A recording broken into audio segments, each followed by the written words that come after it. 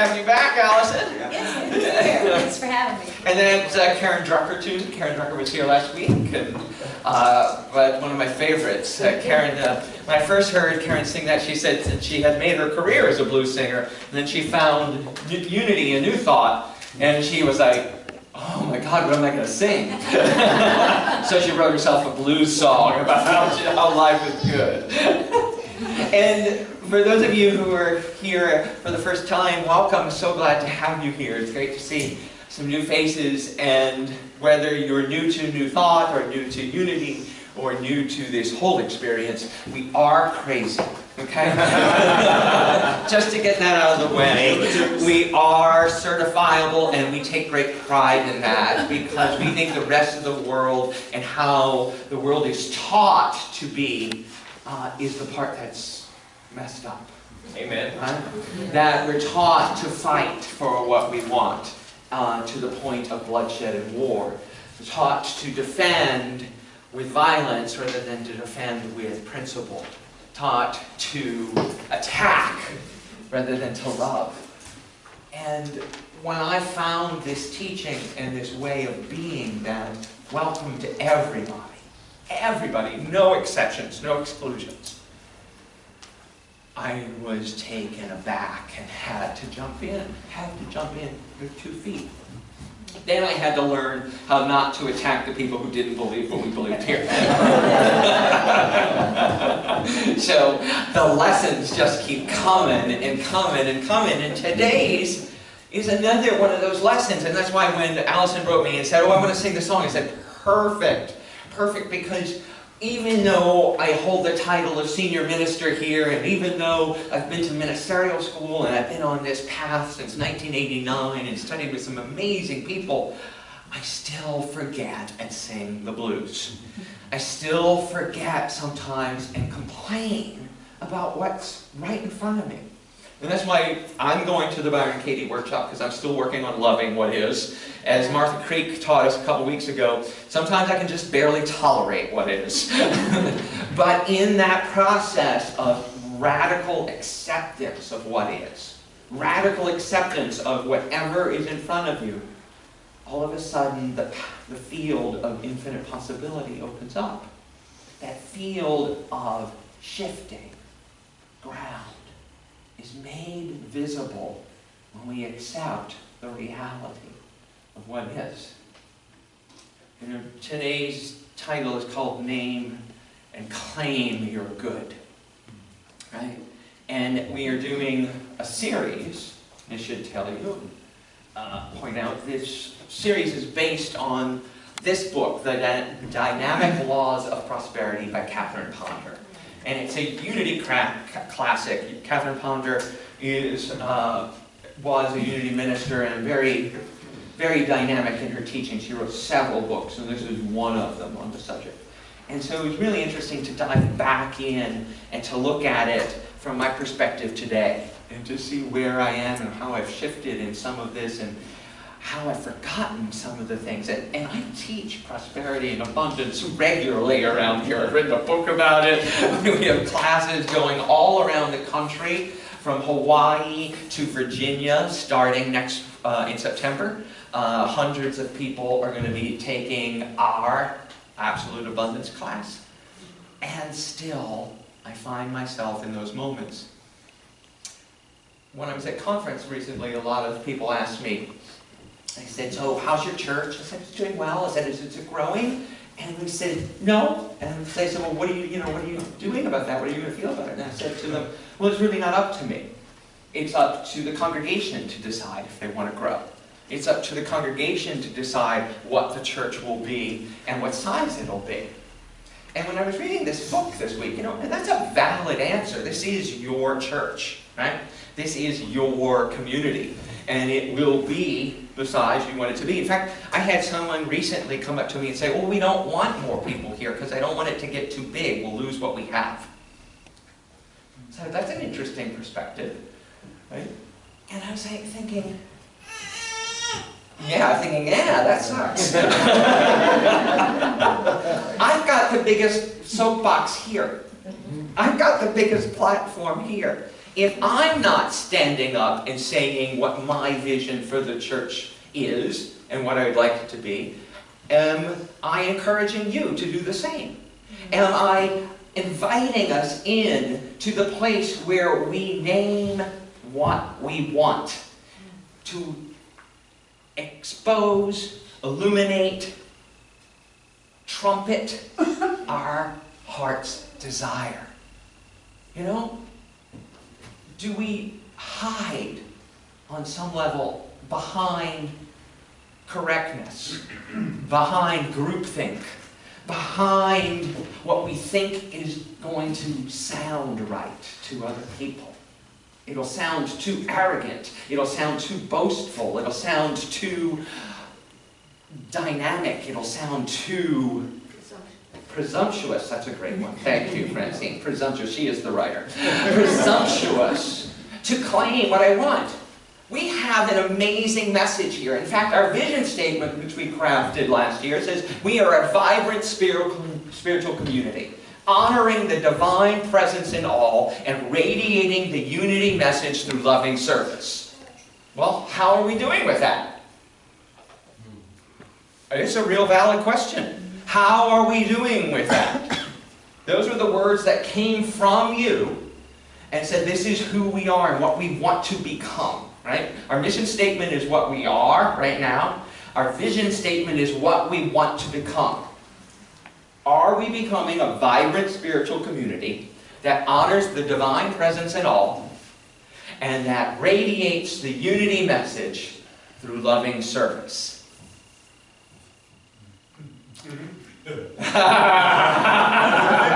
So we don't think so, right? So how are we falling short?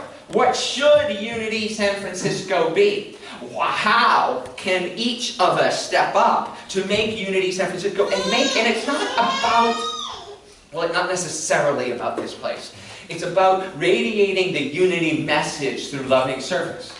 So it's not about the four walls, it's about what happens in here, right?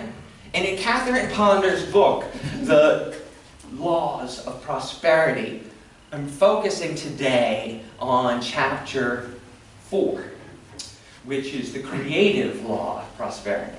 And it says, to fulfill the creative law of prosperity, one must have first a plan. A plan. Writing out one's desires and constantly expanding that plan. So we've written out our desires, but are we constantly expanding on them? Are we constantly looking at them saying, what could we be that's bigger? What could we be that's more dynamic? What could we be that's more loving and inclusive? What could we be that would actually bring people here and sit down with us and we get the benefit of their wisdom, their knowledge, their life experience? Number 2 is to spend time mentally imaging those plans as fulfilled.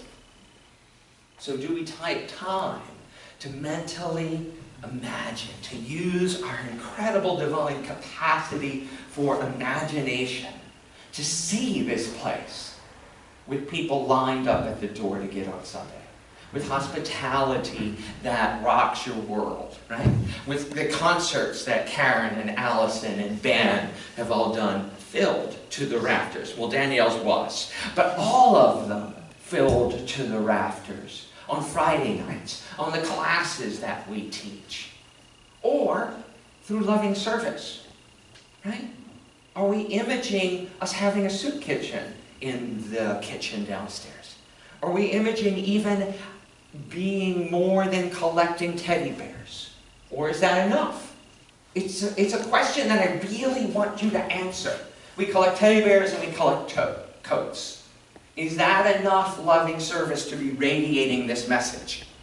Is that where we want to be in the world as retail shoppers? There's nothing wrong with that if that's the answer. But this is the vision statement that we articulated as a community, right? And number 3 is constantly affirming perfect fulfillment.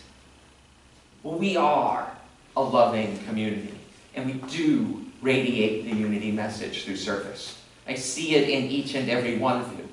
But what I'm asking is, if we're going to take a bigger vision, if we're going to be constantly expanding it, if we're going to live in this attitude of prosperity and prosperous thinking, how is that fulfilled here? Do we see in our bank accounts enough money to have a minister of the children's program? So Rome is not the only child here. That we advertise to all the kids in the neighborhood, and so that there is a vibrant and wonderful children's program for her to grow up in this spiritual community. Or is she going to have to go somewhere else to get that? Those are the choices that we get to make in our power of imagination. And that's on the large scale level of Unity San Francisco. We can go even larger and bring it to our whole country and our whole world. What are we imagining for our political discourse? I hope it's something that's better than what's going on right now. I hope that we can know that there is more to it, more to our politics and world politics than the lowest common denominator that has been showing up from all of us, regardless of party. We can all take the high road. We can all talk about what we want rather than how bad the other person is. We can all talk about the vision we see and take our mental imaging powers to it. And then on the micro level, what's going on in your life? What's going on in your individual life right now? What is your heart's desire? What is tugging at you, maybe for months, maybe for years, that you keep putting off? What is it that you're supposed to be doing? And why aren't you? Right now, pull out your bulletin. In the back, there's a place for notes. And without any judgment, without any editing, without any letting that little voice inside your head stop you, write down what it is that you want to do. Write down what it is that you want to be in the world. I want to be fill in the blank. I want to fill in the blank. My heart is telling me that I should fill in the blank.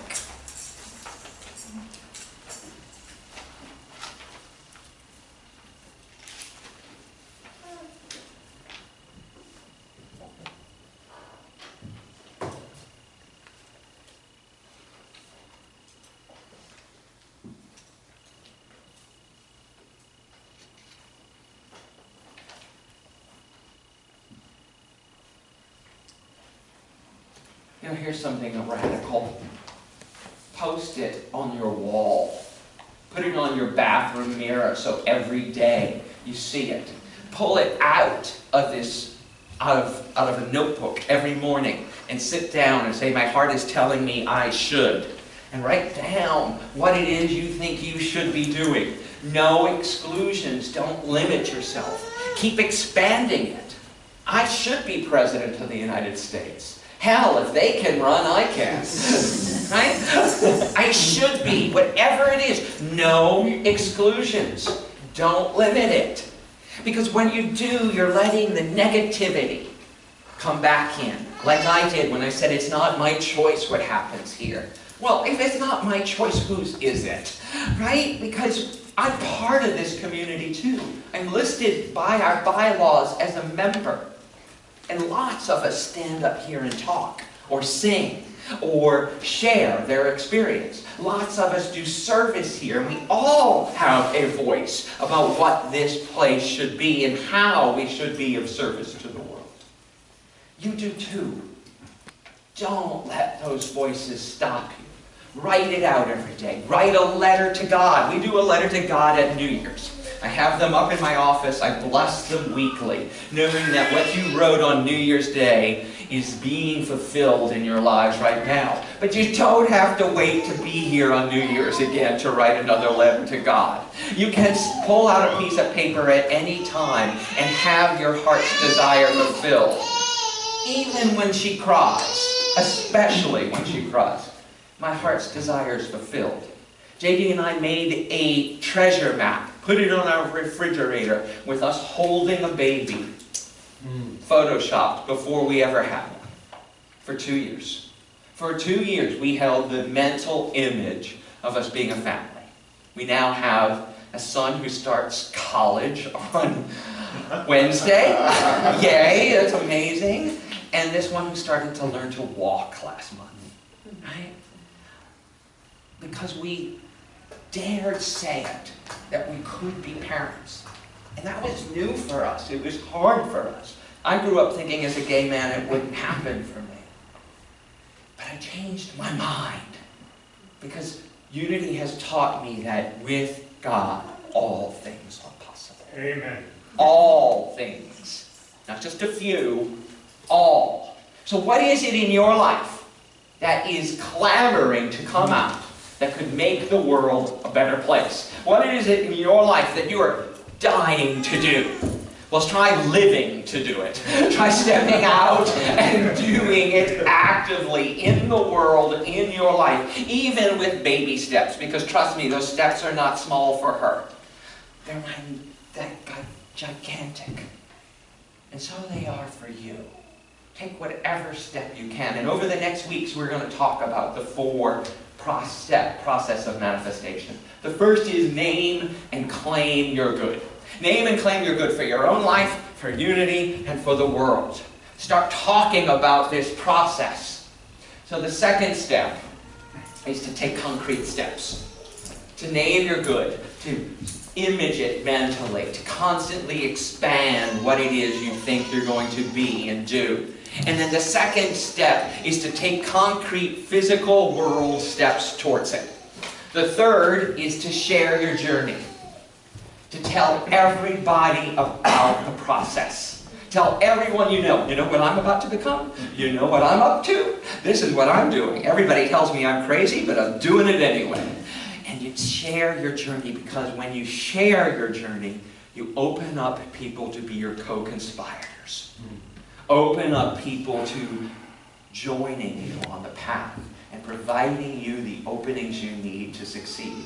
And the fourth step, which we will study, is to be open.